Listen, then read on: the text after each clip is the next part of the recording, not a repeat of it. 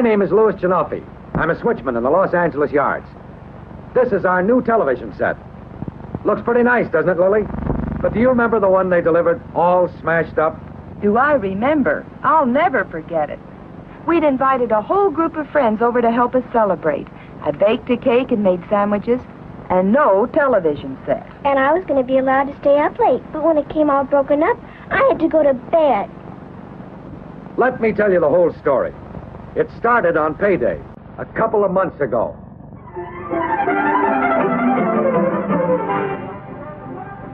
Now, paydays are always special, but this one was extra special. Lily and I had been setting aside money for a television set. The dealer had ordered it 2 weeks before, and a big bite of this check would finish the deal.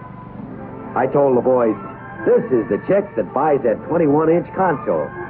And off I went to meet Lily and cash the check. Leaving Lily and our girl Betty stocking up at the supermarket for the big night, I went to pay for the set. The man said that the set was down at the freight house, and he'd send his delivery truck to pick it up and bring it direct to my house. I suppose after you have a set a while, you get used to television. But for us, this was still a big day. I went to pick up Lily and Betty, and we went home to wait for the set to come. Betty was all excited. Every kid on the block knew we were getting the set. Lily and I were almost as bad. We had invited half the neighborhood to help us celebrate. We sat around waiting anxiously. I kept one eye on my watch and one on the door as I tried to read my paper. Later that afternoon, it finally came. I heard a truck and looked out the front door. Sure enough, it was our set. It's here, I yelled. I helped the fella get his hand truck up the front steps and steered him carefully through the door and into the living room. The big moment had arrived. We were all gathered around to look at our new prized possession. Set it down here, I told the man, and he did. Hey, what are all these holes in the carton? What'd you do to my set? Search me, said the fella. That's the way they gave it to me at the freight house. If there's anything wrong, the people at the Santa Fe did it. We opened the carton. And you can imagine how we felt when this is what we saw. What a mess. It looked like somebody shoved it off the rim of Grand Canyon. There'll be no celebration tonight.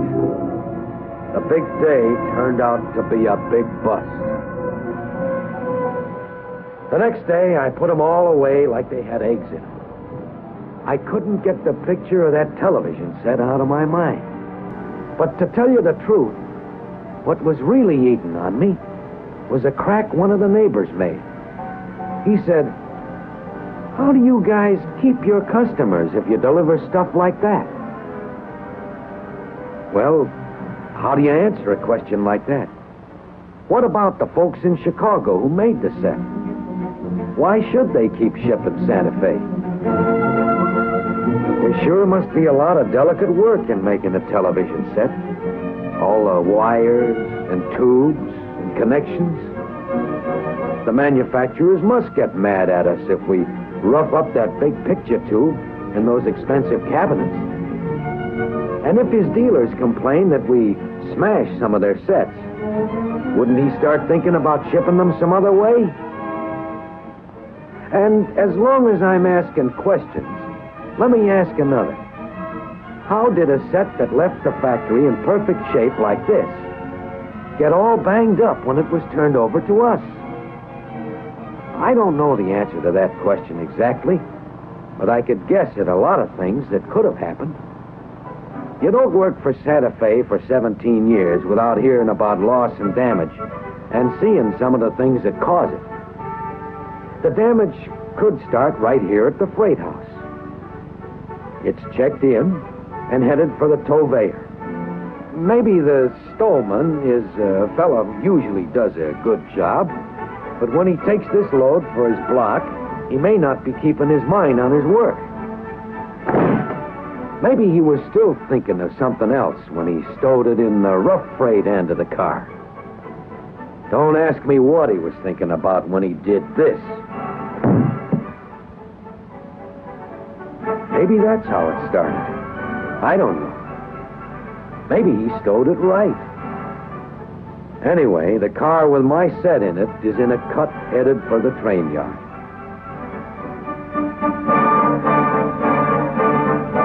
Well, a lot of things can happen in a yard. For example, the foreman says, "I got 2 for 4. Without checking the room, the field man says, "Let him come." "Kick," says the foreman. There they go, and the fieldman looks. Too late, it won't hold him. Maybe that smashed it. Could be. Or maybe a foreman says, "Cut 1, the one with my set in it." "Kick," he says, and then he starts to wonder what his next cut is. He studies his list too long, and the cars go faster and faster. "Hey," says the pin puller. "Hey!" "Oh," says the foreman, waking up. "Stop! Stop!" But he kicked him too hard. They're going down a well, and there's nothing he can do about it. Hold your ears. There goes my picture tube.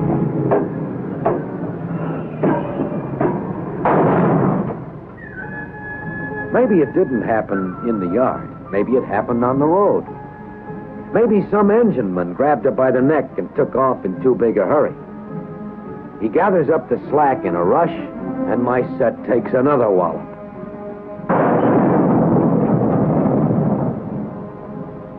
Maybe that didn't get the whole job done, but every little bit helps. If it didn't happen starting, it could have happened stopping. A fella can get in as big a hurry coming into town as getting out. And when he sets the nose of the diesel down like this, he can really break up the china.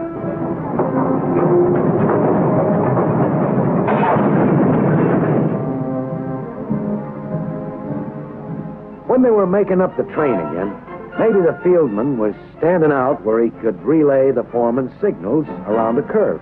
The reason I think of this is I did it once myself. Up comes Joe and yells, "Hey, Ernie, you going to the ball game tonight?" So they start gabbing, like I did. Meanwhile, the foreman thinks they're getting his sign until he sees nothing's happening. Joe and Ernie had the ball game all figured out, but they sure missed the sign on this pitch. With nobody relaying his signal, the foreman goes down swinging. You sure feel silly, don't you? Like I say, lots of things can happen in a yard. The crew rides the engine right by the joint they're going to make without dropping a man off to make the coupling. They tie on to the first cut in the track. They'll make this one all right. But what about the other? You must be going to shove blind. Yep. Go back and get him, the pin puller says. But look at this. Here's an engine working on the lead at the other end of the yard. Well, they're trusting to luck that the pin dropped. It didn't make, and they're off to the other end. Their luck ran out. It always does sooner or later.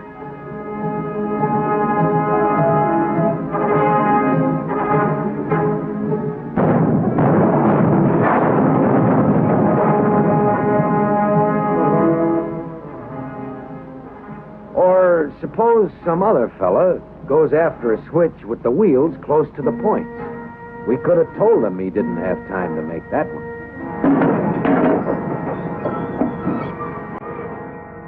Well, those are some of the things that could have happened. What actually did happen, we'll never know. But somehow, somebody really smashed up that television set. Maybe it was you. Maybe it was me. We've all pulled boners. A fella's wife might say it must have been somebody else. But we know better. You know, Louis, I've just been thinking. If all the Santa Fe employees worked as carefully as you, we wouldn't have had as much trouble getting that first set. Honey, I hate to say this, but it could have been me that wrecked it. Remember when I met you and Betty at the supermarket? and the day I paid for the set. Now, I know a fella's wife thinks he does his work just right. And most of the time we do. But remember when we were shopping for the big party that didn't happen? And I decided I wanted some applesauce? Remember when you said, "Oh, I don't want an old dented-up can"? It struck me funny that, of all people, a switchman's wife would turn down a dented can.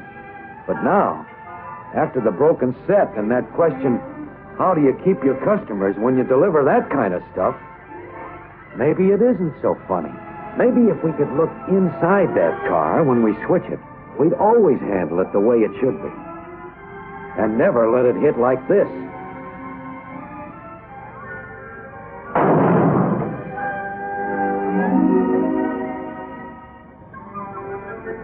One smack like that, and you end up with a couple of tons of canned goods that nobody wants. When it gets to the man who ordered it, he blows his top, and he says to the Santa Fe man, "What do you fellas do with this stuff? Play baseball with it?" It looks as though that's what you do, he says. I don't know what the Santa Fe man says when he looks at that pile of junk, but I'd hate to be in his shoes. And I guess it's the same way with delay as it is with damage. Somebody ordered this lumber, and I guess they're waiting for it. But that wallop it got is sure gonna hold it up.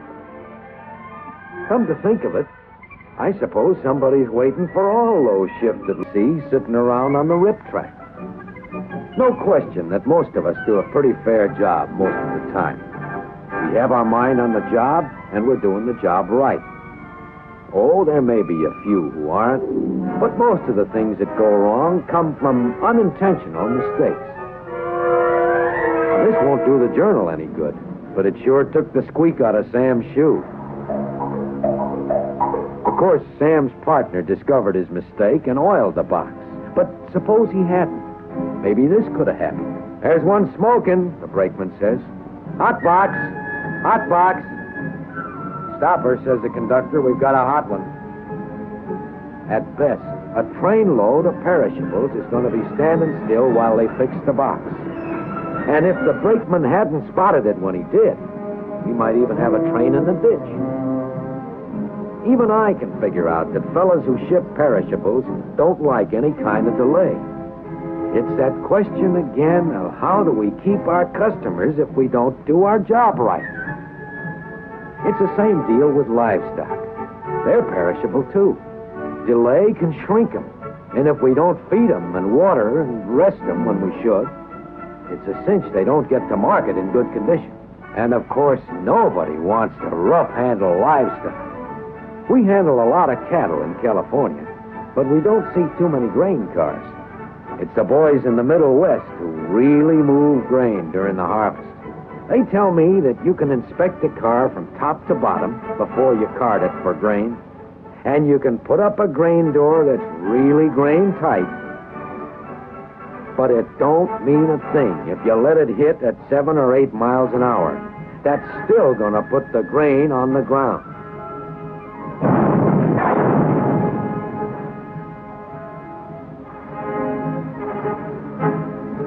I pull a boner today, you pull one tomorrow, and when you add up all the damage, it fills a couple of 3 warehouses. They've got everything you can think of in there. Stoves, water heaters, refrigerators, all of it damaged in one way or another. This is all merchandise refused by our customers. You look at it, and the question the fellow asked really sinks in. How do you keep your customers when you deliver stuff like this? You know, Santa Fe isn't the only way to ship. A shipper has his choice of railroads. He picks the one that does the best job. Truck lines are after our business every day of the week, and they don't need men to switch cars. Airlines, with their air freight, are moving heavier and heavier items all the time. The day when railroads had a monopoly on the freight business is long since passed. We get new customers and keep old ones by meeting and beating competition. We must be meeting competition. I see an awful lot of freight moving on our line. Like I said, most of us must be doing right most of the time. We must be checking the freight in carefully, making sure the count is right, making sure the merchandise is in good order. 95% of the time, we must be stowing it right, putting it in the right end of the car. We must be bulkheading it tight so the load won't shift and damage the merchandise that we carry. When the foreman says he's got 2 for 5, most fieldmen are on their toes like this one. If there isn't room, we shove. And most of us give good, clear signals like this. Or like the easy sign this man has given, not weak little motions that an engineman 20 car lengths away has to strain his eyes to see. From what I know, 95% of us, and maybe more, take pride in being good at our job. It takes know-how to gather up the slack slow and easy and get off to a good start.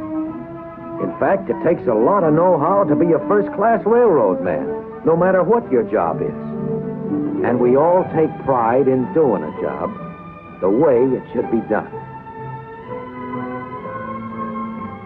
You know, when you think about it long enough, maybe it's not so hard to answer that question about preventing loss and damage and keeping our customers. When we work together, we're a team that's hard for any competition to beat. Preventing loss and damage boils down to a pretty simple thing. If I did a little better, and you did a little better, I bet we'd get the job done. Louis Janoffy is right. The men on the Santa Fe are doing a good job. It's a question, as Louis says, of doing just a little better in preventing loss and damage. We can all take pride in the overall performance of Santa Fe. For example, some shipments come to us like this, obviously improperly loaded or perhaps rough-handled en route. In the course of a year, 150,000 tons are reloaded here. The merchandise is properly stowed and bulkheaded so that the load will ride safely to its destination and reach the customer on schedule and in good order. Preventing loss and damage is not only a matter of every man doing a little better, but of providing proper facilities. With a modern hump yard like this, Santa Fe provides the shipper with fast, careful handling of his freight. The hump yardmaster receives teletype consists of trains and directs overall operation from his tower on the crest of the hump. Thousands of cars go over the hump daily and on into the classification tracks. Cuts of 100 cars or more may be shoved to the hump in one continuous movement to be switched into numerous different tracks. From his tower, the retarder operator lines the switches and controls the speed of the cars through a series of electronically controlled car retarders. Cars for all points reached by Santa Fe and for connecting lines move over the hump in a steady stream. The Argentine hump, like the enlarged and improved Belen yard, is part of the great building program, which is making Santa Fe America's new railroad. Construction is going apace as new tower yard offices are completed, providing an overall view of the yard. Communication is constantly being improved with the latest electronic equipment. New yard leads, new tracks, new rails are being laid. Curves are being clipped, grades reduced. Giant icing machines fill reefer bunkers with 5 tons of ice in 60 seconds. Another reason why we call Santa Fe America's new railroad. Progress that pays its own way. Route of the Chief, the Super Chief, El Capitan, moving millions of tons of freight across mountain and prairie, Santa Fe is one of the great traffic arteries of the nation. Yet its richest resource is the loyalty and skill of its 65,000 employees who are building with Santa Fe a secure future for themselves and their families. In the conscientious efforts of Santa Fe people to improve freight service, to reduce loss and damage, is found the key to their own future through the ever-increasing ability of Santa Fe to serve the nation. Down the tracks of progress come the paydays of tomorrow.